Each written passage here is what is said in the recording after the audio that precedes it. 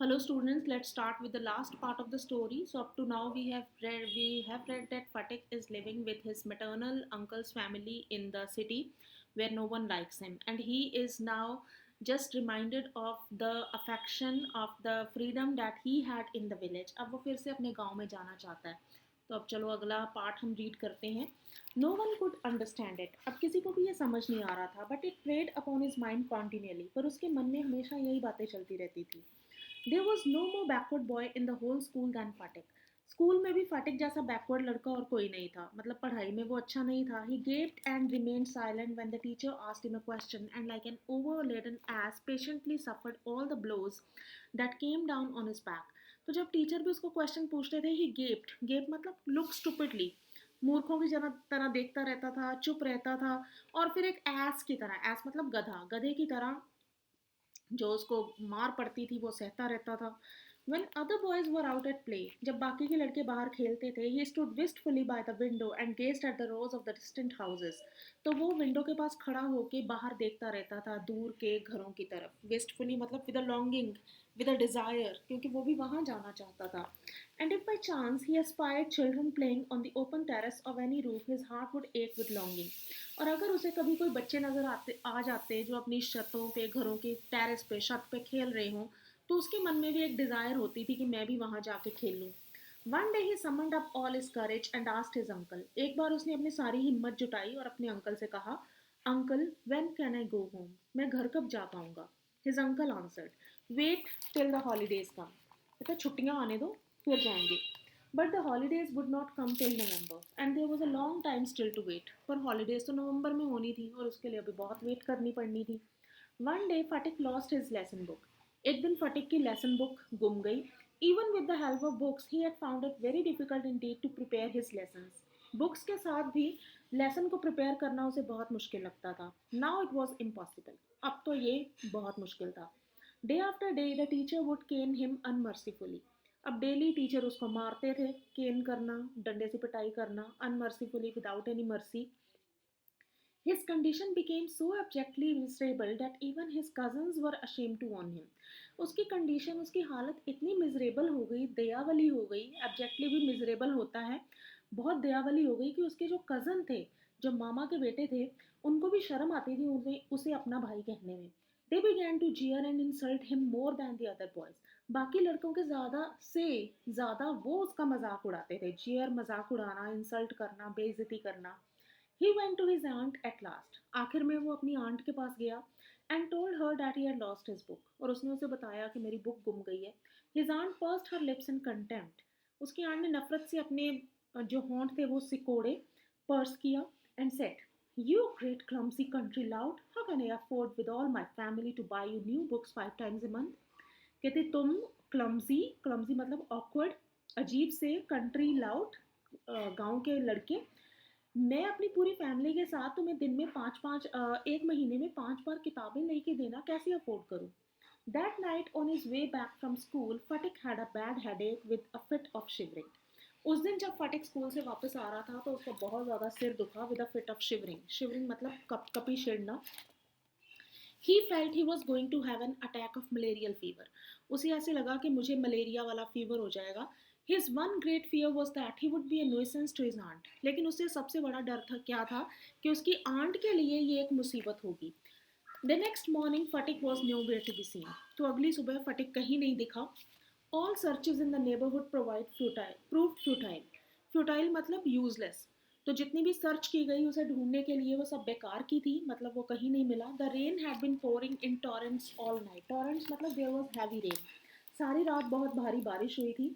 And those who went out in search of the boy got drenched to the skin. और जो भी उस लड़के को ढूंढने गए थे, they were all drenched. Drench मतलब कंप्लीटली वेट, बारिश में बहुत ज़्यादा भीग गए थे.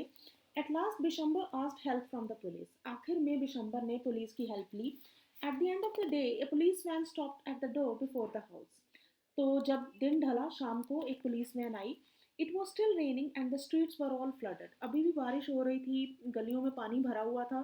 To constables brought out Phatik in their arms and placed him before Bishambar. तो 2 सिपाही आए जिन्होंने फटिक को उठाया हुआ था और उन्होंने उसे बिशंबर के सामने लटाया. He was wet through from head to foot. सर से पांव तक वो भीगा हुआ था, मडी ऑल ओवर. सारा उसको वो कीचड़ लगा हुआ था. His face and eyes flushed read with fever. उसका चेहरा, आंखें बुखार से लाल हो रही थी. And his limbs all trembling. और उसके सारे जो बॉडी पार्ट्स थे वो कांप रहे थे. Bishambar carried him in his arms. Bishambar ने उसे अपनी बाहों में उठाया. And took him into the inner apartments. और घर के अंदर ले गया. When his wife saw him she exclaimed. और जब उसकी वाइफ ने उसे देखा उसने कहा, What a heap of trouble this boy has given us. Hadn't you better send him home? कहती क्या मुसीबत दे रखी है इस लड़के ने, इसको इसके घर भेजो. फटिक heard her words.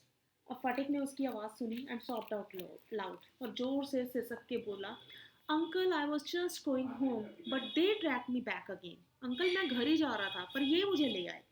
The fever rose very high. बुखार बहुत तेज हो गया. And all that night the boy was delirious. और सारी रात लड़का पागलों की तरह बिहेव करता रहा. डिलीरियस मतलब mad like. Bishambar brought in a doctor. Bishambar doctor को बुला के लाया. Phatik opened his eyes flushed with fever and looked up to the ceiling.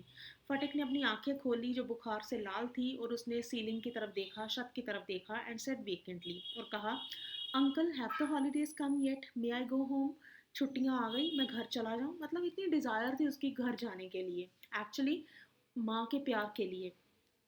Bishamba wiped the tears from his own eyes and took Fatik's lean and burning hands in his own and sat by him through the night.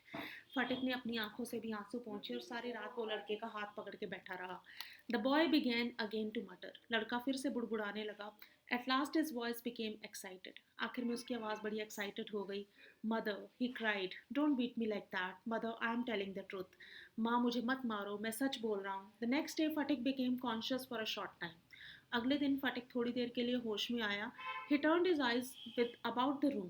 उसने room में देखा as if expecting someone to come. अब सोच रहा है कि शायद उसकी माँ आ गई हो. At last with an air of disappointment. आखिर में उसे निराशा हुई. His head sank back on the pillow. फिर से वो उसका अपना सर उसने पिलो पे रख लिया. He turned his face to the wall with a deep sigh. और गहरी सांस के साथ वॉल की तरफ देखने लगा. Bishambar new his thoughts. Bishambar को पता था वो क्या सोच रहा है. And bending down his head, उसने अपना सर झुकाया और कहा, विस्पर्ड, फुसफुसा के कहा, Phatik I have sent for your mother. मैंने तुम्हारी माँ को बुला भेजा है. The day went by. दिन ऐसे बीत गया. The doctor said in a troubled voice that the boy's condition was very critical. Doctor ने परेशान होकर कहा कि लड़के की हालत खराब है. फटिक बिगैन टू क्राई आउट. फटिक चिल्लाने लगा. By the mark 3 fathoms, by the mark 4 fathoms. By the mark, he had heard the sailors on the river steamer calling out the mark on the plumb line.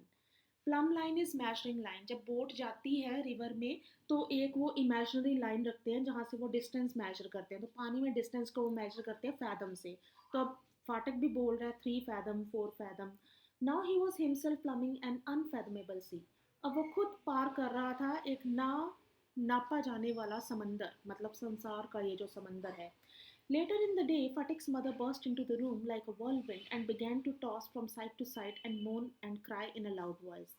दिन में बाद में फटिक की माँ एक whirlwind की तरह, एक भंवर की तरह तेजी से अंदर आई और चिल्लाने लगी. Bishambar tried to calm her agitation. Bishambar ने उसे शांत करने की कोशिश की.